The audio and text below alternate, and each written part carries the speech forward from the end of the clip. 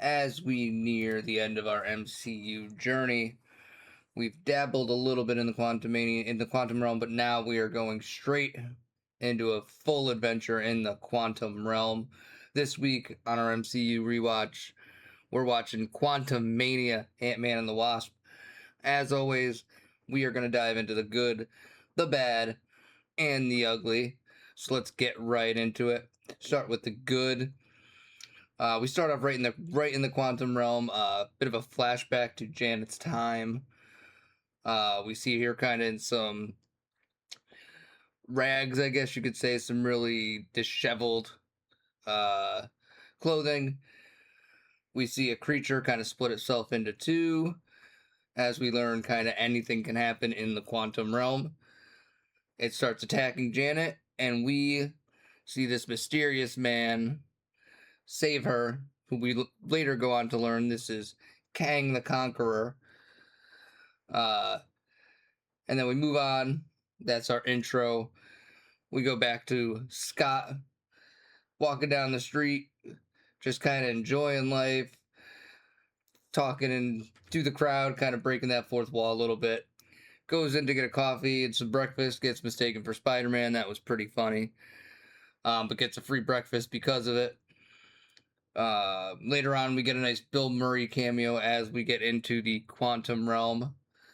We'll dive into a little bit on how and things like that later on. But Bill Murray makes a good cameo. Everybody likes a good Bill Murray appearance.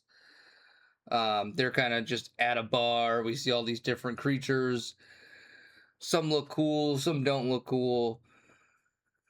Just kind of a mix of good and bad when it comes to those creatures in the quantum realm. Cassie finally gets a suit, so we know we will be getting Young Avengers in the future. This is kind of just the MCU's way of slowly planting that seed, just like we get with the Hawkeye series, things like that. So we are building towards where we're going to go in the mutant era and everything going forward after the multiverse saga. We finally get MODOK, which is pretty cool. Nice to kind of see one of those characters you don't really see often in the movies. We haven't really gotten a live action version of MODOK before. His little baby legs are absolutely adorable and hilarious. The Infinite Scott scene was very, very cool. Just seeing all these new Scotts appear because he thinks of different things that he could be doing throughout this moment, and seeing how that kind of works in the multiverse is really, really cool. We also get Veb, who is one of my personally favorite characters in terms of the quantum realm characters, constantly asking people about their holes, what kind of holes they have, how many holes they have. Very funny. And at the end, he finally gets some holes as he gets shot. He gets super excited, and decides to just proceed to eat a whole bunch of Kang's troops through said hole that he got. Which is really funny, awesome, nice little first full circle moment for Veb. And that was kind of about it. The fight scene was kind of meh at the end, but of course had a great kind of finish to it. On to the bad. The way the quantum realm just kind of pulls them in after the machine has no power. So I'm still a little confused how that happens. They kind of explain it at the end because they're able to make a portal at the end inside the quantum realm. But it still doesn't explain, like, we don't get a reason as to why it opened in the beginning. We don't get Kang mentioning him opening it or anything like that. So it was still, they kind of give you some conclusion to it at the end. But it would have been nice to just kind of get a little more reasoning why before the end of the movie. MODOK is just Darren from the first movie. I didn't really like that. We could have made that somebody new. I get that it was a nice little callback to him, especially with the back and forth he has with Cassie later on in the movie, towards the end of like in the last fight, the final scene, that kind of stuff. Their back and forth is very funny. But I thought we could have done something better with MODOK. Uh, the whole premise is Scott is basically going to steal something again, so we're just repeating the same plot of the first two movies. We could have done something better with that. We don't just need Scott stealing stuff every movie. Give me something different. Kang is essentially saving the world from himself. I get it.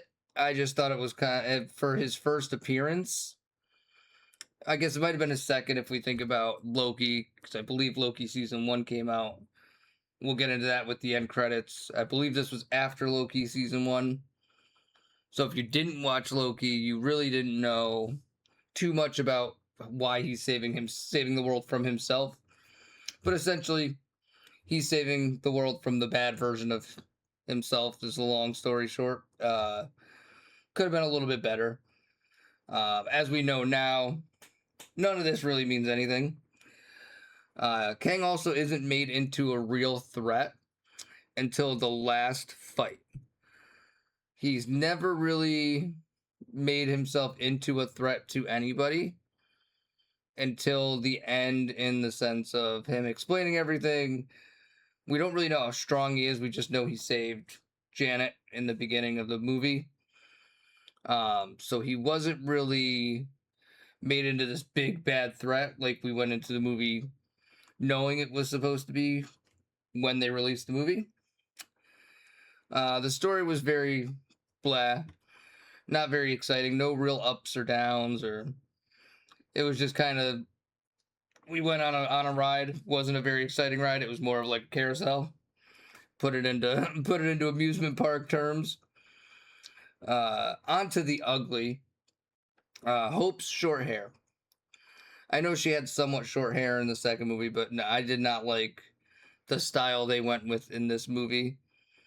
Just wasn't my cup of tea. I thought Hope could have looked better with longer hair. Just me.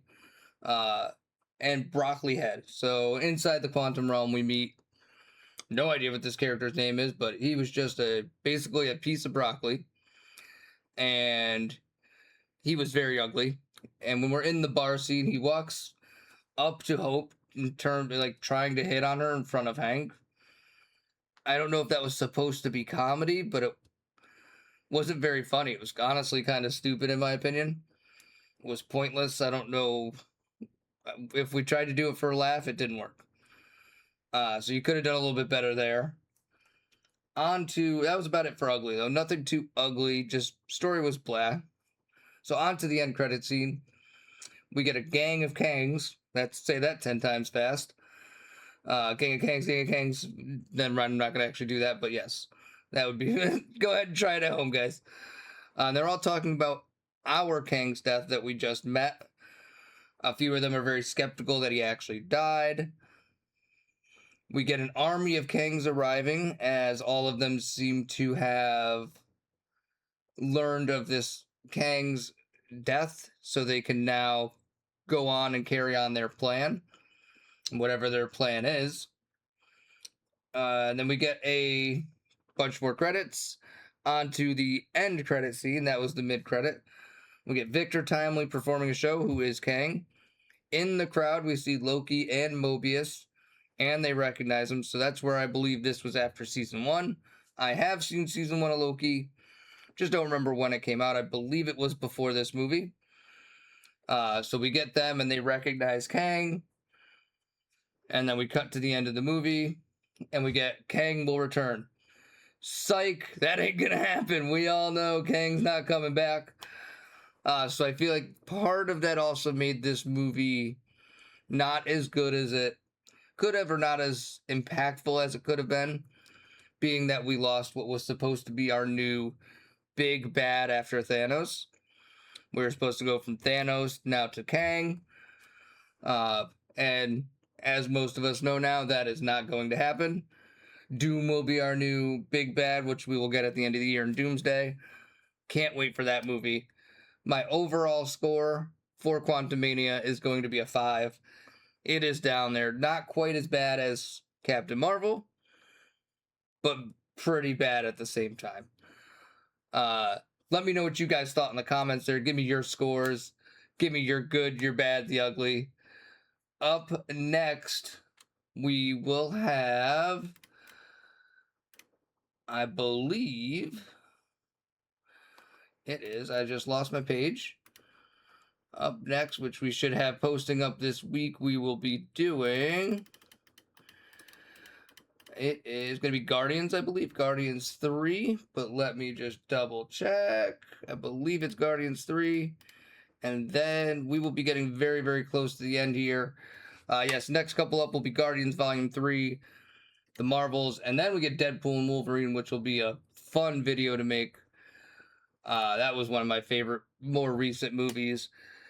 Again, let me know what you guys thought in the comments, your good, your bad, your uglies. Let me know as well what you think we should jump into after the MCU, as we are only just a few more movies away, and we're going to be all caught up, get ready for No Way, our brand new day. So let me know what you guys want to see us break down in the videos after the MCU. We will definitely be having a ton of stuff to catch up on again. But as always, we've shenan once, we will shenan again. We'll catch you guys in the next video.